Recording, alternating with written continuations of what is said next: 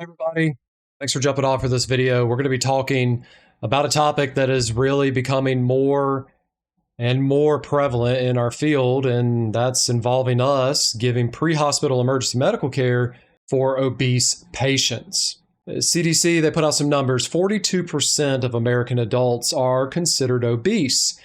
That number keeps rising every year. So we as first responders got to understand some of the challenges that this population is going to pose for us. We need to use the best techniques that provide care that's safe, effective, and dignified for this patient group. Let's start with an overview of some of the challenges that we're going to face when we have an obese patient. Obesity is a complex condition. It's not just about size, but also about the physiological and medical challenges that come along with it. Patients who have a BMI over 30 are considered at increased risk for multiple conditions, and those over 40 fall into the severe obesity category that brings on more risk. One thing we can look at is mobility being a significant issue. Obese patients often don't have the ability to move around due to joint pain, reduced physical fitness, or just the inability to carry their own weight. This can make it hard for them to assist in their own care or daily lives. Now, whether it be standing up, walking, being transferred to an ambulance, as responders, we are faced with the logistical challenge of moving these patients safely. Traditional methods might not be feasible, so we've got to rely on specialized equipment, whether it be a bariatric stretcher, air-assisted transfer devices, mega movers, so on. We'll get into those a little bit later. Another factor to think about is the actual body shape. It's not just BMI. Patients with obesity can present in different ways. People carry their weight differently. Now, this is going to affect how we approach their care, though. So, for example, understanding whether a patient has an apple or pear shape is important because it dictates how we manage their airway, move them, assess for trauma. So apple-shaped patients, they're going to carry most of their weight really high, either in their abdomen as well as their chest, and that's often going to create significant respiratory challenges. These patients may have more difficulty lying flat due to the compression of that weight onto their lungs and chest cavity. This makes airway management a little bit more complicated. In this case, positioning is going to be pretty crucial. Elevating that torso up by pillows, raising the head of the stretcher, it's going to be necessary for not only for comfort, but for clinical necessity. This position will improve lung expansion and it aids ventilation. Now, pear-shaped patients, on the other hand, they're carrying a lot of their weight in their hips and their thighs. Now, while they may have more upper body mobility, you got to pay attention to the leg positioning during transfers. The bulk around their hips and thighs can cause us some challenges whenever we're moving them onto a stretcher or through narrow spaces like doorways, hallways. Ensuring that their leg positioning is appropriate and using more comprehensive equipment if available, it's going to help reduce discomfort as well as their risk during transport. Understanding these body shapes will help us with our decision making, especially about the equipment that we need. We may need a wider stretcher or additional manpower just to get the patient moved safely. Communication can also be a challenge. Patients may feel embarrassed, self-conscious, anxious about their condition and the situation that they are currently in. It's important to engage with empathy and maintain patient dignity at all times. Treat them like they were your family. In high-stress situations, whether it be cardiac arrest or trauma, communication is still just as important. Calm, reassuring tone can help de-escalate anxiety and maintain control over the scene as a whole. Airway management in obese patients can be a real challenge. Extra neck, chest, abdominal tissue can make airway access difficult.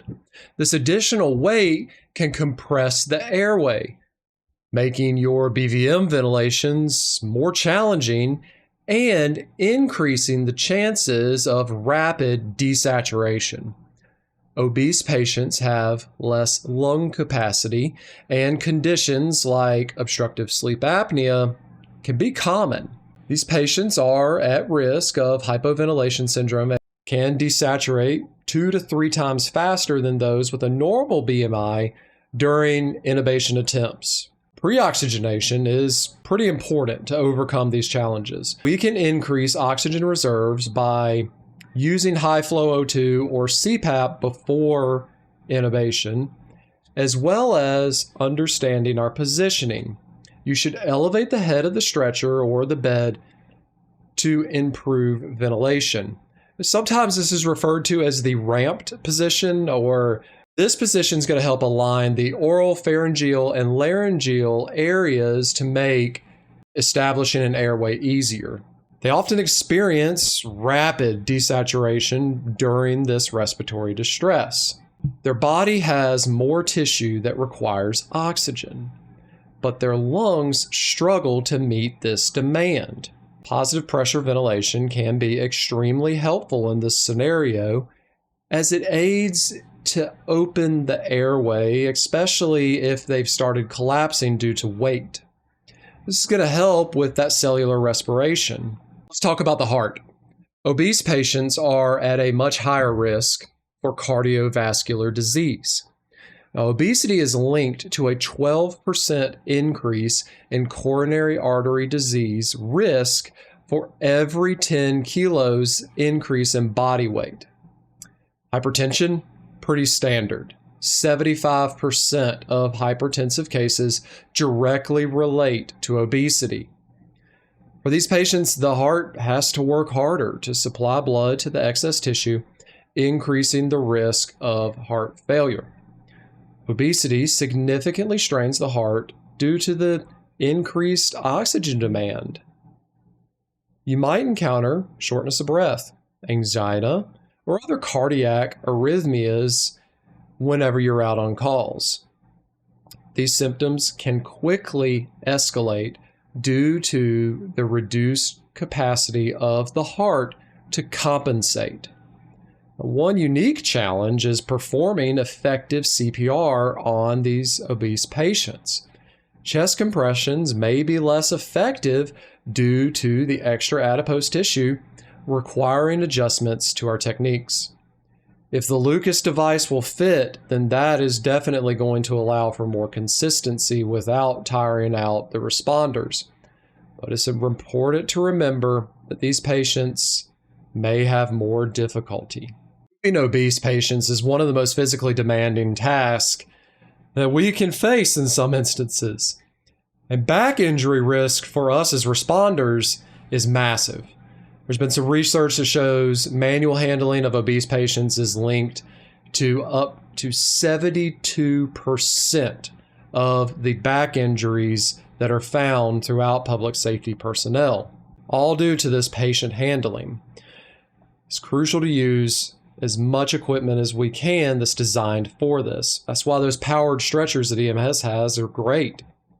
There's also things like the hover jack and hover mat systems, and these are game changers. These devices use air-assisted technology to lift and move patients with minimal effort on our part. With the hover mat, for example, the patient is placed on like a deflated air mattress, and as it inflates, it significantly reduces the effort required to move them, sometimes up to 90%. Some videos of the hover mat devices that I mentioned, and it'll kind of give you a good idea of how these work. The EMS district supervisor trucks have got some similar tools to this, so in certain situations with abnormally large patients, you might see this tool used.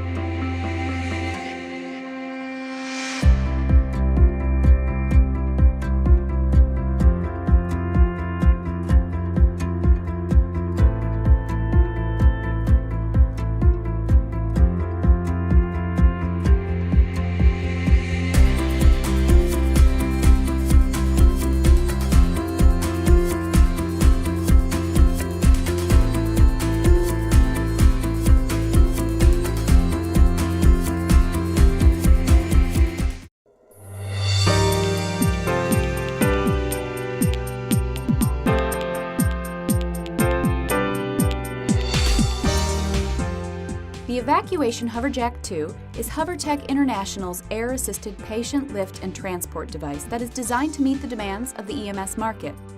It can be used to lift a patient in a supine position from the ground to bed or stretcher height, and to transport the patient downstairs into the ambulance.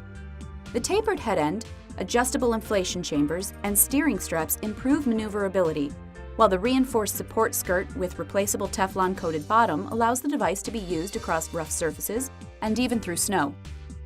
With a 1,200-pound vertical lift weight limit and 750-pound weight limit for stair transport, the Evacuation Hoverjack 2 can handle most bariatric patients. Choose the Evacuation Hoverjack 2 device for an all-in-one transport, lift, and stair evacuation solution, and minimize many of the challenges of bariatric patient transport. We also have our Mega Mover tools, and those are excellent.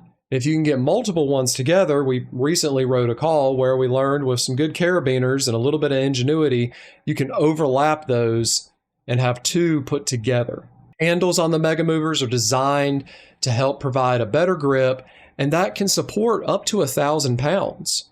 But the equipment alone isn't enough. Communication and teamwork are really key. Be sure that you're always planning your moves carefully and effective communication with all the responders before you begin. Make sure you've got enough people there to help with this transfer and that everyone is familiar with the plan, so that way we're going to minimize the risk of injury. Dealing with this population, we really have to understand some of the underlying medical issues that can complicate their care. Obesity is commonly associated with type 2 diabetes, hypertension. We spoke of the sleep apnea.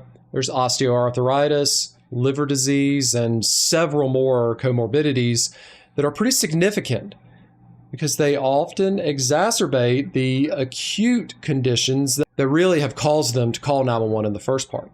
Another pretty important consideration to think of is the risk of pressure injuries, otherwise known as like bed sores. Obese patients are at much higher risk for this, especially whenever they lose all of their mobility and they're really just sitting in bed. This prolonged pressure from their own weight and not moving can really reduce the blood flow directly to that area, and it makes the skin start to just break down. This can even happen just being on a stretcher going to the hospital. It's up to us to make sure that we're paying attention to the patient's pressure points, especially where we may have some straps. If you got someone who's really heavy, then we need to make sure that those straps are not getting pinched up into some of the folds around the sacrum, buttocks, shoulders. Make sure that these are not causing more issues than they're actually helping. That's why tools like those hover mats can really be beneficial, because you've got air cushion and it makes moving the patients around in padding a lot easier. Let's look at trauma in obese patients, and it poses another set of challenges.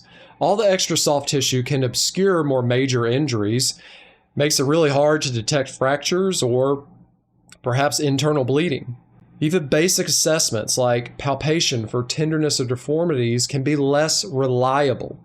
Because of their size, standard immobilization equipment may not fit properly. For instance, standard backboards, C-collars, they might not work. This increases the risk of further injury during transport or even just trying to figure out how to get them onto it in the first place. So back to these trauma cases, one of the major concerns falls back on our ABCs, making sure that we have adequate airway management and that patient's ventilating. Pay attention, do whatever you can for that patient's position to keep their airway clear, especially if they're unconscious. PTAR has a system of bariatric stretchers with winches and ramps, and I think they can support somewhere around 1,600 pounds. You may have to call and request that, especially if you show up to a call unaware of exactly what you're getting into. Can't overlook the mental and emotional aspects of caring for these obese patients. Now, obesity is often linked to some type of mental health issue. Now, this could be depression, anxiety, low self-esteem, and so on. The patient may have experienced years of stigma or discrimination because of their weight. That's why it's so important for us to Be sensitive to their situation. Be respectful of the citizen that we're there to help. A patient's emotional state can directly impact their cooperation during treatment and their transport. They might feel embarrassed about the equipment that's being used or worry about how their size will affect their care. Just reassure them that their safety and care is our priority, and just that can go a long way towards reducing their anxiety. Explain the step of each process, involving them in decision making about their care. All of this helps restore dignity into an overwhelming situation. All right, so that about wraps it up. Short and sweet. To recap, bariatric patient population requires specialized care. It's not just because of their size. It's because of how that size impacts their medical, emotional, and our logistical challenges. Whether it's ensuring proper airway management, using specialized equipment to avoid injury, or being mindful of their mental health, every decision we make counts. Thanks for taking the time to watch this video. We'll catch you next time.